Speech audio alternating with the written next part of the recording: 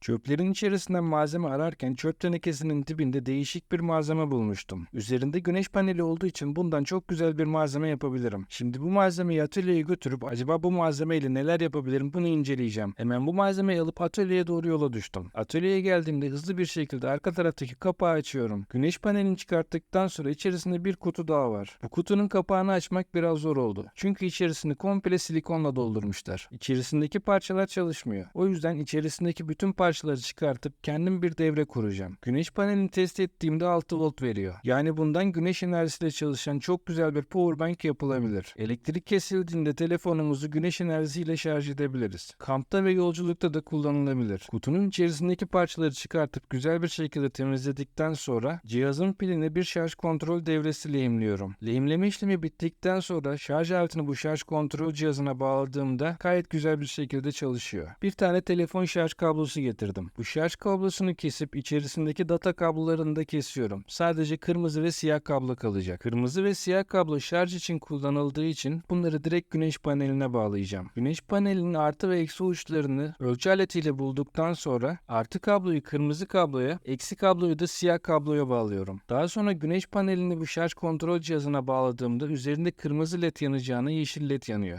Yani şarj dolu gösteriyor. Aslında şarj dolu değil ama şu an yeterince güneş alamadığı için bu şekilde yeşil led yanıyor. Güneş panelini alıp güneşe çıktığımda gayet güzel bir şekilde şarj oluyor. Gördüğünüz gibi şarj kontrol cihazının üzerinde kırmızı led yanıyor. Dolduğu zaman yeşil led yanacak. Şimdi telefon şarj etmek için kullanacağımız bir devreyi de pile paralel bağlayacağım. Bu kartın artı girişini pilin artı girişine, eksi girişini de pilin eksi girişine bağlayacağım. Lehimleme işlemini tamamladıktan sonra ölçüm kablosuyla voltmetreye bağladığımda gayet güzel bir şekilde çalışıyor. Şimdi bu kutuyu toplamam gerekiyor. Kutunun üzerine bir delik delip modülü buraya yapıştıracağım. Lehim makinesiyle deliği deldikten sonra sıcak silikonla telefon şarj modülünü buraya yapıştırıyorum. Bataryayı yapıştırmak için çift taraflı bant kullanıyorum. Güneş paneline bağlamış olduğum soketi şarj kontrol girişine bağlayarak kabloları yerine yerleştiriyorum. Güneş panelini de kapattıktan sonra aslında bütün işlemlerim tamamlanmış oluyor. Şimdi dışarıya çıkartıp test edeceğim. Güneş panelini güneşe koyup şarj kablosunu da telefona taktığımda gayet güzel bir şekilde şarj ediyor. Kestiğim kablonun diğer tarafını da değerlendirmek istiyorum. Yine aynı şekilde USB kablosunun kırmızı ve siyah kabloların uçlarını soydum. 5 voltla çalışan 2 tane led ampulüm var. Bu led ampulün yapıştırıcılarını çıkartıp birbirine yapıştırıyorum. Daha sonra ledlerin kablolarını USB kablosunun kablolarıyla birleştirip üzerine makaron takıyorum. Makaronu ısıtıp yalıtımını yaptıktan sonra hazırladığım cihaza takıp test ettiğimde lamba gayet güzel bir şekilde yanıyor. Çöpten bulduğumuz malzeme ile hem telefon şarj cihazı hem de güneş enerjili lamba yapmış olduk. Bu videomuz bu kadardı arkadaşlar. Umarım videomuzu beğenmişsinizdir. Eğer videoyu beğendiyseniz lütfen beğen butonuna basmayı unutmayın. Bir sonraki videoda görüşmek üzere. Hoşça kalın.